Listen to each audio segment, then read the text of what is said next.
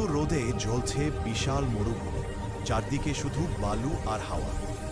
একদিন দূরদেশ থেকে উড়ে আসা বাতাসের সঙ্গে একটি আপেল গাছের ছোট্ট বীজ এসে পড়ল সেই মরুভূমিতে। সবাই ভাবল এখানে কিছুই তো জন্মাবে না, কিন্তু ভাগ্যের ইচ্ছে ছিল অন্য।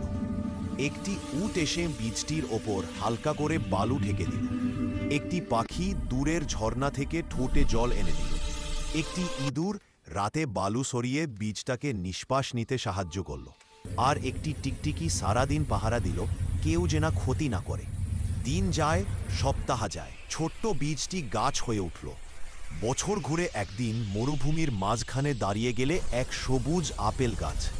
তার ছায়ায় উট বিশ্রাম নেয়, পাখি বাসা বাঁধে, ইঁদুর খেলে বালিতে।